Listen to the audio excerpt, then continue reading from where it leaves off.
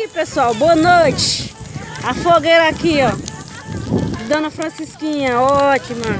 Dona Francisquinha tá dançando, ó. Dona Francisquinha, sua fogueira, pessoal. Comendo quente.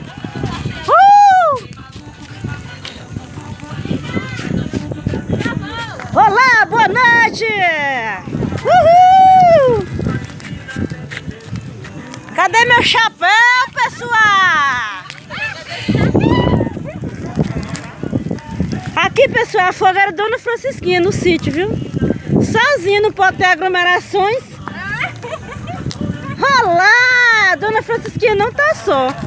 Adivinha, pessoal, com quem ela vai falar agora? Cadê a carne, Dona Francisquinha? Boa noite. Tudo bem? Seu nome é quem mesmo?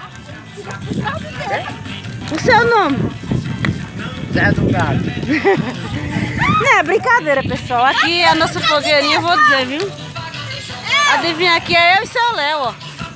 Abandonaram nós. Olha, a Dona Vera Lúcia, boa noite. Tudo bem? E aí, o São João, como é que está? Tá bom. São João na roça, né, Dona Vera Lúcia? Mas como a Dona Vera Lúcia tá arrumada. Mas menina, olha, pessoal, olha. Dona Vera Lúcia, chega mais um pouquinho pro fogo. Cadê o esposo? Tá ali do lado, não vai dançar não, mas o esposo hoje? Mas rapaz, mas vocês estão tristes. Pense no casal, olha menino. Ó, pessoal. Casal perfeito aqui, ó. Dona Vera Lúcia aqui, ó.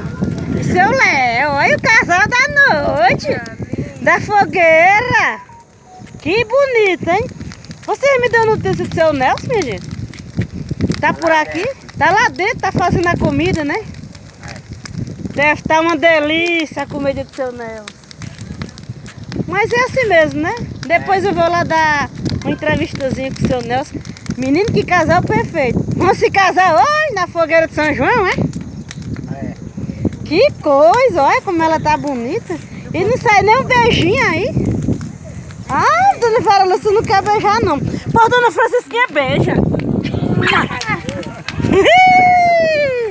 Tchau, pessoal.